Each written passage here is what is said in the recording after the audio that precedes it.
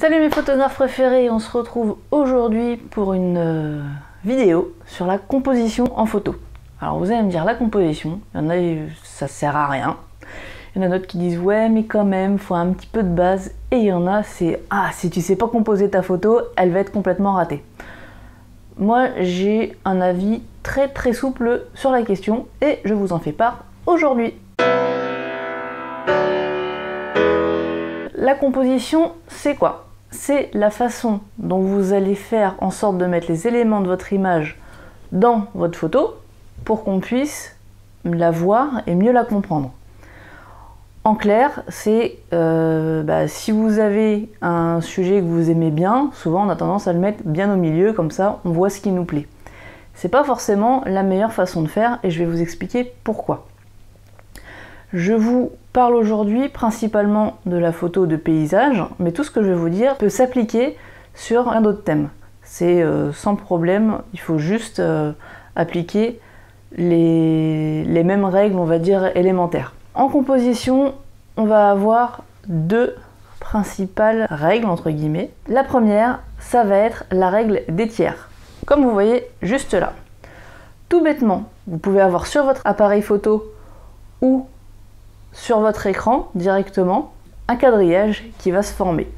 Ce quadrillage, on va le former en traçant deux droites horizontales et deux droites verticales. Ça va vous séparer votre image en 9 cases, 3 à l'horizontale et 3 à la verticale, comme ce que vous avez juste ici. Donc là, vous allez me dire, ouais, c'est sympa, mais à part des traits sur la photo, je vois pas grand-chose. L'intérêt de cette règle, qui est relativement simple, c'est que à l'intersection des lignes, vous avez des points de force, donc des points qui vont accrocher le regard. Ces points, ils vont être ici, là, ici et là. Tout bêtement. L'avantage de mettre votre sujet ou vos sujets à ces endroits-là, c'est que le regard va être attiré naturellement vers ces endroits. Donc votre photo va avoir un peu plus d'intérêt que si vous l'aviez mis par exemple pile au milieu.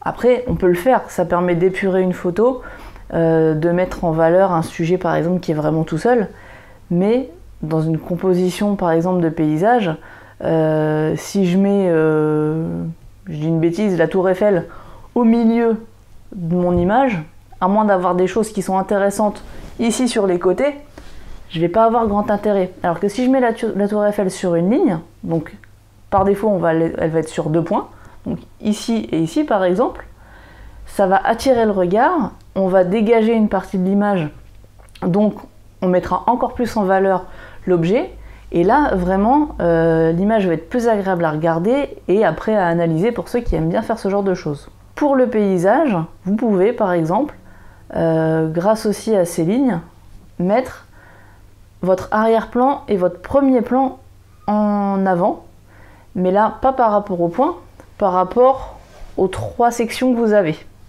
On va avoir le premier plan, le sujet plus ou moins intéressant et l'arrière-plan. La photo va être lisible très rapidement. Donc là, pour la photo de paysage, je vais vous donner un exemple tout bête. Une photo à moi que j'ai faite à Londres au mois de septembre dernier. Vous avez le joli Tower Bridge. J'ai essayé, alors c'était pas forcément voulu, mais au final quand on regarde la photo, on s'aperçoit qu'il y a quand même des petits trucs de composition qu'on retrouve. Vous avez ici la tour, et ici le pont qui remonte dans l'image. Je commence ici par le pont, qui amène mon regard vers la tour, et la tour se trouve à peu près à 1/3 de la photo, sur l'une des lignes dont je viens de vous parler. Donc, la photo est très simple à regarder, très visuelle. Bon là, elle est colorée, j'aime bien les choses qui sont un peu pétantes, c'est autre chose. Mais déjà, elle va avoir un attrait à la base. Et par rapport aux sections que vous avez horizontales et verticales, j'ai un premier tiers avec l'eau et le dessous du pont, un deuxième tiers avec vraiment la lumière qu'il y a sur le pont, et le dernier tiers où on a principalement le noir de la nuit, donc qui met en valeur le pont. Donc premier plan, second plan et arrière-plan.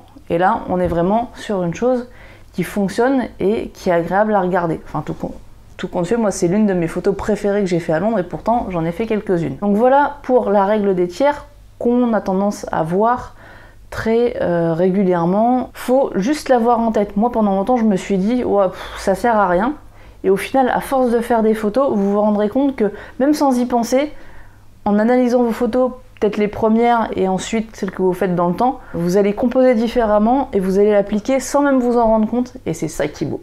Vous allez me dire, t'es bien gentil, mais on fait comment si on veut essayer de commencer à composer comme ça, mais qu'on n'a pas de repère? Parce que effectivement, par défaut, quand on prend son appareil, on a notre sujet, surtout au début, on clique, on shoot au milieu, on est content, on a notre photo, elle est pas trop floue, on est super heureux. Pour essayer d'aller un petit peu plus loin, vous allez avoir deux options. Déjà, avec un smartphone, vous allez pouvoir aller dans les options et trouver la grille. Coucou! Donc vous le voyez, elle est juste ici. Et on a tout ce qu'il faut. Donc là, en fait, je vous fais une super inception. Vous avez la grille et quand vous prenez votre photo, l'avantage, c'est que vous pouvez composer comme vous voulez et bien faire votre photo. Donc ça, vu qu'on se balade tous avec notre smartphone et qu'on aime bien prendre des photos sur Instagram, Facebook, s'envoyer des selfies avec nos potes, ou même juste prendre une photo parce que c'est ce qu'on a sous la main, c'est déjà un super bon entraînement à avoir, et ça permet au fur et à mesure de se le mettre dans la tête. Moi la grille elle y est toujours et je sais que c'est un super bon guide, surtout sur ce genre d'appareil. Deuxième cas de figure, sur votre précieux. Là on va pouvoir mettre le mode Live View, donc vous n'êtes pas obligé de regarder à travers, vous regardez sur l'écran, donc ça voilà. Et pareil, vous allez pouvoir mettre en place la grille. Alors moi sur Canon, j'ai regardé un petit peu, mais j'ai trouvé qu'une grille avec la règle des tiers, je sais que chez Nikon je crois et Fuji, vous avez un quadrillage avec 3 lignes. Donc ça vous fait 4 sections différentes. Ça donne autre chose et ça permet de s'entraîner aussi à d'autres compositions, peut-être un petit peu plus créatives ou un peu moins. Donc après ça c'est en fonction de ce qu'on aime et ce qu'on préfère. On va avoir aussi une seconde façon de composer notre photo, c'est avec une spirale. Alors ça, moi j'ai jamais très accroché parce que c'est un peu plus compliqué à lire. Donc la spirale en question, la voici. On a une spirale qui commence ici et qui tourne pour prendre de la place de plus en plus dans l'écran. On a ici notre intérêt principal avec vraiment le centre du sujet. Et comme vous voyez, le centre du sujet n'est pas le centre de la photo. C'est là qu'on commence à comprendre un petit peu le principe de la composition. On se trouve à peu près à un tiers de la photo, mais on n'est pas complètement dedans. Là, l'avantage, c'est que votre œil, il va commencer à un endroit.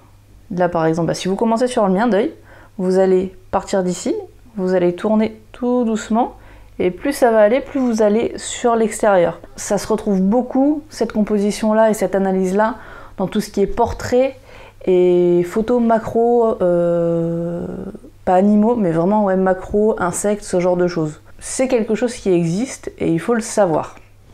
Vous avez donc avec ces deux petites méthodes, mais surtout grâce à vos appareils, de quoi habituer votre œil à la composition et comme tout, il suffit juste de s'entraîner un petit peu. Donc n'hésitez pas à sortir, il commence à faire beau. C'est l'été, vous allez partir en vacances, embêtez vos proches, prenez-les en photo dans toutes les situations, ça va vous faire des super photos de vacances, et puis vous, ça vous fait un bon entraînement. Et puis surtout, si vous avez un beau paysage ou quoi que ce soit, n'hésitez pas à prendre des photos avec différents points de vue.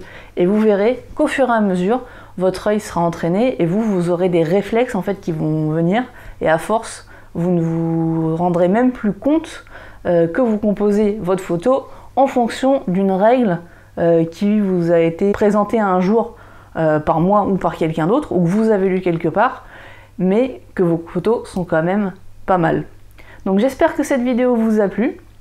Si c'est le cas, n'hésitez pas à mettre un pouce, à vous abonner, comme ça vous êtes au courant à chaque fois qu'il y en a une nouvelle qui sort, dès qu'elle sort. Et surtout, n'oubliez pas que quels que soient vos rêves, visez toujours la lune, car même en cas d'échec, vous atterrirez toujours dans les étoiles. À très bientôt. Bye bye.